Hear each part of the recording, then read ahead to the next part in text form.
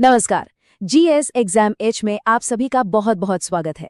अगर उत्तर प्रदेश की संस्कृति को सच में समझना है तो उसकी रूह तक जाना पड़ेगा, और वो रूह बसती है वहाँ के लोक नृत्यों में। तो चलिए आज सीधे उतरते हैं उस रंग बिरंगी दुनिया में जहाँ हर ताल एक कहानी कहती है और हर घुंघरू एक इतिहास सुनाता है। और ये बात उत्तर प्रदेश के लिए तो 100% सच है। यहाँ के नृत्य सिर्फ मनोरंजन का जरिया नहीं है, नहीं, ये तो चलती फिरती जीती जागती विरासतें हैं।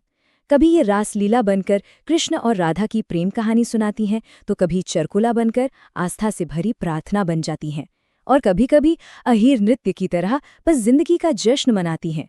यहाँ हर एक कदम, हर एक मुद्रा का एक गहरा मतलब है। तो आज हम इस सफर को कैसे तय करेंगे? हमने इसे 4 हिस्सों में बांटा है। पहले हम भक्ति के रंग देखेंगे, फिर आम लोगों की जिंदगी की ताल को समझेंगे, उसके बाद जानेंगे कि ये लोक कलाएं गांव से निकलकर बड़े स्टेज तक कैसे पहुंची, और आखिर में इस बात की गहराई में उतरेंगे कि आखिर ये परंपराएं इतनी जरूरी क्यों हैं। तो शुरुआत करते हैं भक्ति से, ऐसे नृत्य जो सीधे दिल से निकलकर ईश्वर तक पहुंचते हैं। अब देखिए, उत्तर प्रदेश तो वैसे भी तीर्थ स्थलों की भूमि है ना? तो जाहिर है यहाँ की कला में, यहाँ के आर्ट में आध्यात्मिकता की गहरी छाप दिखती है। और इन नृत्यों से बेहतर सबूत और क्या हो सकता है भला। पर सोचने वाली बात यह है कि आखिर डांस यानी नृत्य एक प्रार्थना, एक प्रेयर कैसे बन सकता है? कैसे किसी की भक्ति उसके कदमों में ताल बनकर उतर आती है? चलिए देखते हैं कि उत्तर प्रदेश के लोग अपनी श्रद्धा को डांस के जरिए कैसे बयान करते हैं। और इसकी सबसे खूबसूरत मिसाल है रासलीला। देखिए, ये सिर्फ डांस नहीं है, ये एक पूरा का पूरा लोक नाट्य है जो ब्रज की गलियों में, मथुरा, वृंदावन में भगवान कृष्ण और राधा की अमर प्रेम कहानी को जिंदा कर देता है। इसमें गाने हैं, एक्टिंग है, दिल को छूने वाले डायलॉग्स हैं, मतलब सब कुछ है। और होली, जन्माष्टमी के वक्त तो इसका रंग ही कुछ और होता है। लेकिन भक्ति सिर्फ मीठी कहानियों में ही नहीं है। कभी कभी ये आपके साहस और संतुलन की ऐसी परीक्षा लेती है कि देखने वालों की सांसें थम जाती हैं। और ऐसा ही कुछ हम अब देखने वाले हैं। ये है चरकुला नृत्य। जरा सोच कर देखिए, एक महिला जिसके सिर पर कई किलो का एक भारी भरकम पहिया है, और उस पहिए पर एक नहीं, 2 नहीं, 100 से भी ज्यादा जलते हुए दिए रखे हैं, और वो उस वजन को बैलेंस करते हुए नाच रही है। ये सिर्फ डांस नहीं है, ये अद्भुत संतुलन, हिम्मत और भक्ति का प्रतीक है। और ये जश्न है भगवान कृष्ण के जन्म का। तो भक्ति और आस्था के इन अनोखे रंगों को देखने के बाद चलिए अब जमीन पर उतरते हैं।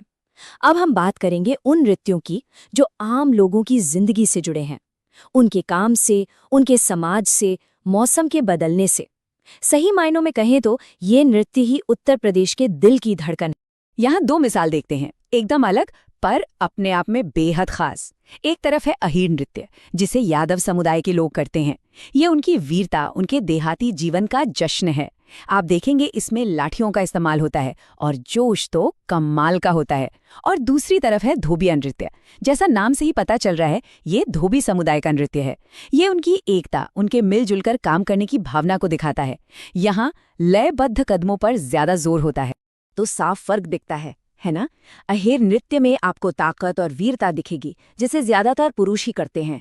वहीं धोबिया नृत्य में समूह में तालमेल और एकता पर फोकस है। लेकिन एक चीज कॉमन है, दोनों ही नृत्य अपने अपने समुदाय की पहचान को और मजबूत करते हैं। और अब बात करते हैं एक ऐसे नृत्य की जो मौसम के साथ आता है, झूला नृत्य। जब सावन का महीना आता है ना, चारों तरफ हरियाली होती है, बारिश की बूंदें, उस मौसम का रोमांस ही अलग होता है। बस उसी रोमांस को ये नृत्य सेलिब्रेट करता है। अवध और पूर्वांचल में महिलाएं झूले पर झूलते हुए प्रेम और विरह के गीत गाती हैं। मतलब पूरे मौसम की आत्मा इस नृत्य में बस जाती है। तो अब तक हमने देखा कि नृत्य कैसे भक्ति और समुदाय का हिस्सा है। लेकिन वक्त के साथ क्या हुआ? गांव की चौपाल से निकलकर ये कलाएं बड़े बड़े स्टेज तक पहुंच गईं। चलिए अब उनकी इस यात्रा को देखते हैं कि कैसे लोक परंपरा से ये एक परफॉर्मेंस आर्ट बन गए। और इस लिस्ट में सबसे पहले नाम आता है नौटंकी का। ये सिर्फ नृत्य नहीं, बल्कि एक पूरा लोक नृत्य नाटक है। इसमें आपको मिलेगा ऊंची पिच में गायन, ढोलक और नगाड़े का जोरदार संगीत और जबरदस्त अभिनय।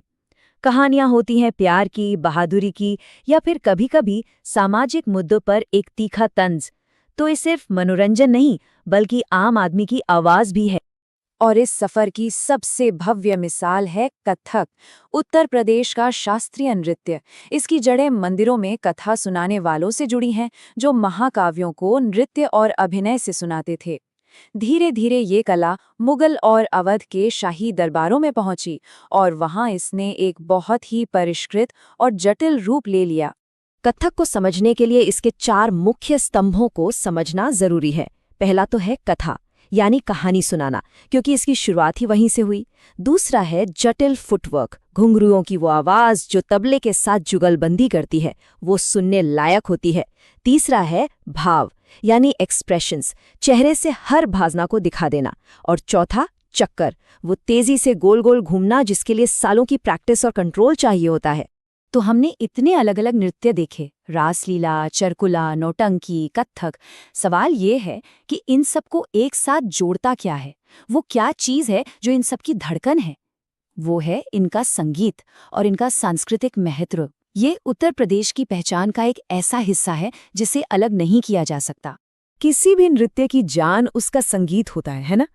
जरा आंखें बंद करके सोचिए, ढोलक और नगाड़े की वो दमदार थाप जो आपको नाचने पर मजबूर कर दे, मंजीरे की वो खनक जो त्योहार का एहसास दिलाए, हारमोनियम के सुर और शहनाई या बांसुरी की वो मीठी धुन जो सीधे रूह में उतर जाए। ये सारे वाद्य यंत्र मिलकर एक ऐसा जादू बनाते हैं जिसके बिना ये नृत्य अधूरे हैं। तो आखिर में ये नृत्य मायने क्यों रखते हैं? क्योंकि ये सिर्फ एक कला से कहीं ज्यादा है। ये जिंदा इतिहास है जो हमारी संस्कृति की कहानियों को आगे बढ़ाते हैं। ये हमें एक दूसरे से जोड़ते हैं, हमारी आस्था को मजबूत करते हैं और उत्तर प्रदेश को उसकी अनोखी पहचान देते हैं। सही मायनों में ये हमारी विरासत की धड़कन है और इस धड़कन का चलते रहना बहुत बहुत जरूरी है।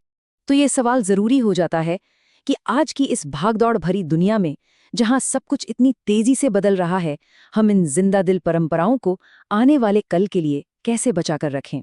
ये एक बड़ा सवाल है जिसका जवाब हम सबको मिलकर ढूंढना होगा। इसी सोच के साथ आज का ये सफर यहीं खत्म करते हैं। अगर आपको ये जानकारी पसंद आई हो तो इस वीडियो को लाइक और शेयर जरूर करें और ऐसी ही और जानकारियों के लिए GS एग्जाम एज को सब्सक्राइब करना न भूलें। मिलते हैं अगले सफर में।